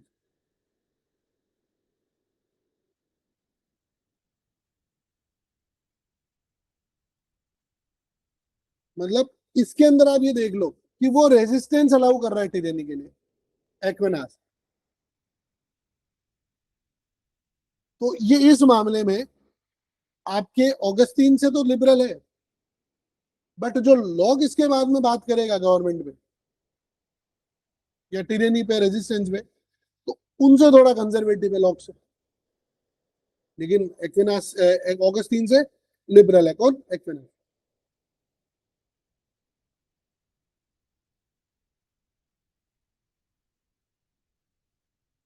Tyranny हो रही, आपको रेजिस्ट करना है उसको, आपको। तो वो कह रहा है कि yes, it can B it can be justified your resistance, तब नेचुरल लॉ और सेल्फ डिफेंस की बात आ जाता है। वो कह रहे हैं सीवियर टेरेनी के अंदर तो आप ये कहोगे कि यू द कम्युनिटी जो है वो रिवॉल्ट करे प्रॉपर अथॉरिटी के साथ। मतलब जैसे मान लीजिए प्राइम मिनिस्टर बिकम टायरिंग, और वो अपनी ही जो है वो मनमर्जी चला रहे हैं। बहुत ज्यादा एक्सट्रीम वो चीज हो गई है भाई। आपका डेमोक्रेटिक मॉडल है, प्राइम मिनिस्टर ने सब कुछ खत्म कर दिया।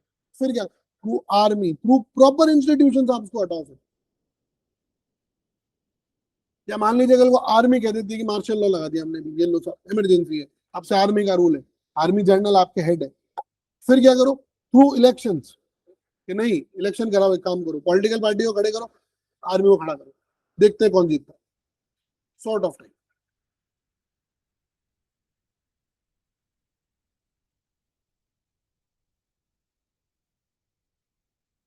अब उसके चर्च पे और स्टेट पे कुछ व्यूज की बात कर लेते हैं।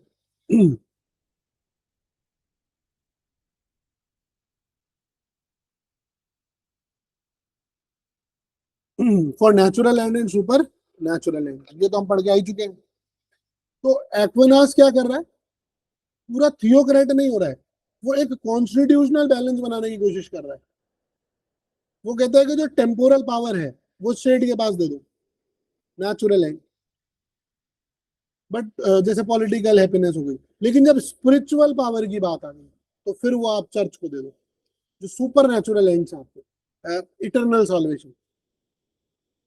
दोनों ही अच्छे हैं और दोनों ही जरूरी है। बट अगर कॉन्फ्लिक्ट हो जाता है दोनों के बीच में, तो spiritual will precede over temporal, because it is a higher end, it is a lower end. देखो, इस अगर इसकी मैं प्रैक्टिस के अंदर बात करूं, प्रैक्टिकल यूज की बात करूं इस पर्टिकुलर कॉन्सेप्ट की, इन प्रैक्टिस अगर मैं बात करूं, तो आप ये कह सकते हो कि जो पॉप है, जो चर्च का पॉप होता है, he can depose kings who are heretics, मतलब spiritual authorities over temporal authority. Pope जब चाहे तब हटा दे किंग को, बाहर निकल। बट अगर टेम्पोरल मैटर्स की बात करें, तो किंग्स के पास एक जेन्युइन ऑटोनॉमी है, वहां फिर वो नहीं सुनेगा उनकी।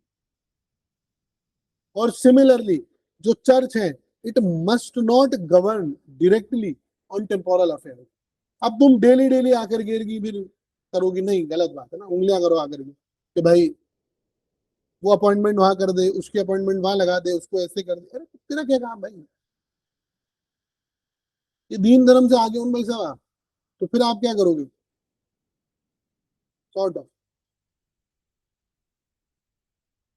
अच्छा, अगर इसको हम आगे चल के देखें, जो आगे वाली जो मिडाइवल पॉलिटिक्स आएगी, तो और इसके आगे मतलब इसी मिडाइवल पॉलिटिक्स के अंदर ही हम आगे चलेंगे, तो हम ये देखेंगे इस जो पर्टिकुलर बैलेंस जो एक्विनास क्रिएट करके जा रहा है, इसको आप कॉन्स्टेंटली कंटेस्ट करोगे, इसके अंदर एक बड़ा ही इशू एक क्रिएट होता है, जो आपके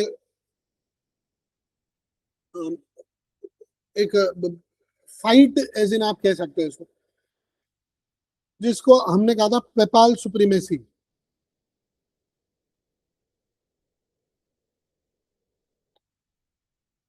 वर्सेस नेशनल सोवरेनिटी। ये एक डिबेट चली,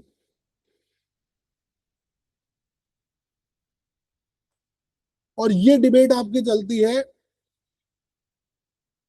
जो पेपल सुप्रीमेसी की बात करता है, वो करता था आपके ग्रेगरी, ये कैलेंडर वाले में ये चर्च वाले जो है ना, तो ये आया था ग्रेगरी 7। और इधर आपके जो नेशनल सोवरेनिटी की बात कर रहा था, वो आपके राजा कर रहा था हेनरी, हेनरी फोर्थ था आई थिंक, है ना। ये बात हो रही है 1076 की। और ये आपके कंटेस्टेड हुआ है सर, टिल इनोसेंट थर्ड से लेकर के आपके एक जॉन ऑफ इंग्लैंड करके आया था राजा। ये कंसिस्टेंटली जो है कंटेस्ट किया गया इस कॉन्सेप्ट। मार्सिलस ऑफ पेडुआ था, इसको हम लोग नहीं पढ़ते, Marsilius of Padua. It was the contemporary of Aquinas, मतलब ठीक है आप कह सकते हो कि 10-5 साल ऊपर नीचे होगा, but otherwise was contemporary of Aquinas. And उसने जो है कंप्लीट अपोजिट व्यू लिया है आपके एक्विनास का, और वो ये कहता है कि स्टेट जो है वो आपके चर्च से ऊपर है। और यहाँ पे किसकी बात होती है, मॉडर्न सेक्युलरिज्म की। मतलब मैकियावेली से पहले भी कोई व्यक्ति था जो ये बात कर रहा था। अब आ जाते हैं हमारे last and the important portion पे, जिसमें हम लोग बात करेंगे कुछ स्कॉलर्स की। देखो, कुछ फेवर वाले स्कॉलर्स हम पहले देख लेते हैं, जिसमें आपके सबसे पहले हम बात करेंगे एटिने गिल्सन की। और इसने किताब लिखी है the spirit of medieval philosophy.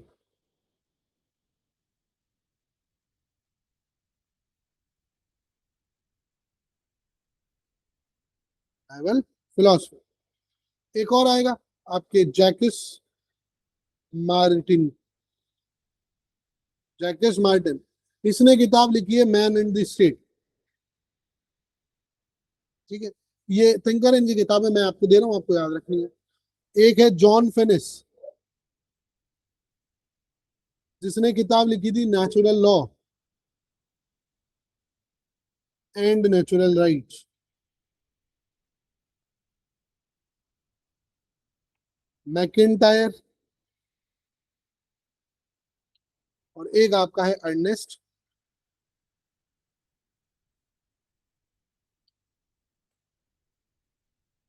जहां जहां जिस जैसी किताबें देखे जा रहे हैं उसको रिपीट नहीं कर रहे हैं ना। तो अब हम बात कर लेते हैं कि जो ये था आपका गिल्सन। ये गिल्सन जो है वो ये कहता है कि जो एक्विनास है, he achieved the most harmonious synthesis of faith and reason in western thought। ये सब भिड़ के ले देंगे, यही बातें करेंगे, रीजन और आपके जो है इसकी फेथ, इसका सिंथेसाइज कर रहा है एक्विनास, और कुछ नहीं करेंगे। ठीक है, उसके बाद में ये क्या नाम है आपका, जो जैकिस मार्टिन। जैकिस मार्टिन कहता है कि जो एक्विनास की नेचुरल लॉ थ्योरी है, कौन सी नेचुरल लॉ की जो थ्योरी है, it is the best foundation for universal human rights. Universal human rights की बेस्ट फाउंडेशन कौन सी हो सकती है? The natural law theory of Aquinas. फिर natural law versus natural right में जॉन फिनिस कहता है कि जो एक्विनास की जो नेचुरल लॉ थ्योरी है, it still remains the most rigorous philosophical foundation for human rights. और मैकेंटायर कहता है कि एक्विनास जो है वो रिप्रेजेंट करता है the highest point of the Aristotelian and teleological tradition. ठीक है, टेलियोलॉजिकल जो टीलोज है। और आपका बार्कर क्या बोलता है कि एक्विनास की जो पॉलिटिकल फिलॉसफी है, it is the culmination of the medieval thought and it is the most comprehensive system ever constructed. तो वो या तो वो नेचुरल लॉ की बात कर रहे हैं या फिर किसकी बात कर रहे हैं लोग? नेचुरल लॉ, ह्यूमन राइट्स, और एक आपके ये लोग जो वेस्टर्न थॉट को मतलब जो आपका ग्रीक थॉट है और जो क्रिश्चियन फेथ है, उनको हार्मोनाइज करना है, बस यही मोटा मोटी बातें हैं। अब कुछ स्कॉलर्स हैं जो आपके अगेंस्ट में भी बोलेंगे इसके।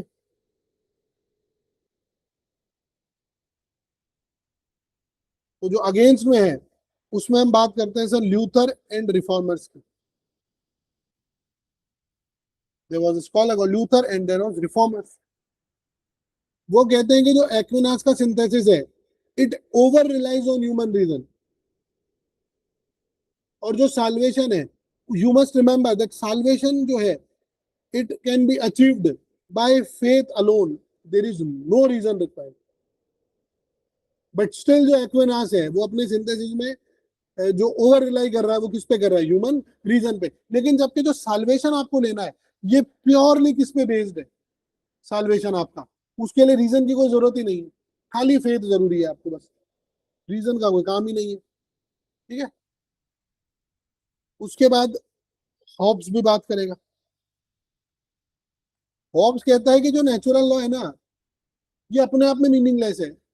Natural law is meaningless without a sovereign enforcement. जब तक कोई उसकी सॉवरेन एनफोर्समेंट ही नहीं है तो वह नेचुरल लॉ बेकार है। ठीक है, तो जो एक्विनास की जो हायरार्की ऑफ लॉज है, उसको वो कहता है कि इट वाज मेटाफिजिकली अनजस्टिफाइबल। ठीक है, और एक्विस के बाद में हम देख लेते हैं ह्यूम को। ह्यूम कहता है कि you can not derive, Hume कह रहा है you can not derive the ought from is, what ought to be from what is, जिसको आप बोलते हो ह्यूम्स गिलेटिन। ह्यूम्स जिलेटिन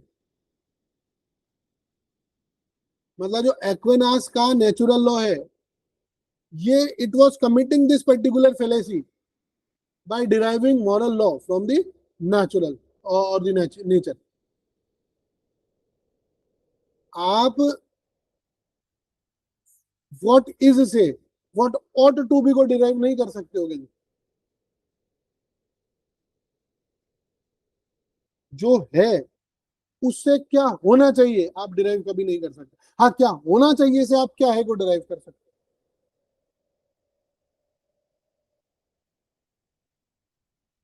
और इसके बाद में आपके आते हैं इमानुअल कांट। इमानुअल कांट बोलता है कि जो नेचुरल लॉ ग्राउंड्स है,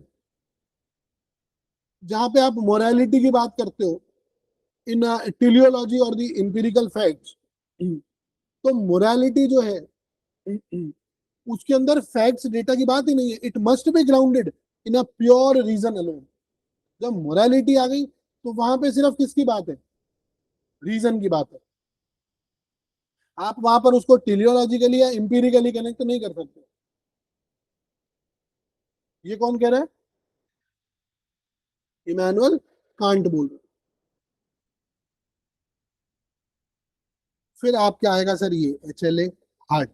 और इसकी किताब आपको ध्यान रखनी है, ये हमने नहीं पढ़ी है, द कंसेप्ट ऑफ लॉ। ये कहता है कि by separating unjust laws from the real laws, it creates a dangerous confusion। जब आप अनजस्ट लॉज को रियल लॉज से सेपरेट करते हो तो वो एक बड़ी डेंजरस सी कंफ्यूजन क्रिएट करता है। वो आपके, और वो कंफ्यूजन क्या है कि दैट लॉ एंड मोरालिटी, जो लॉ है जो मोरालिटी है, they must be analytically distinct. Analytically distinct करो आप। तो यहां हम एक्वनास को एंड करते हैं और अब एक 2 मिनट का ब्रेक है, and then we will come to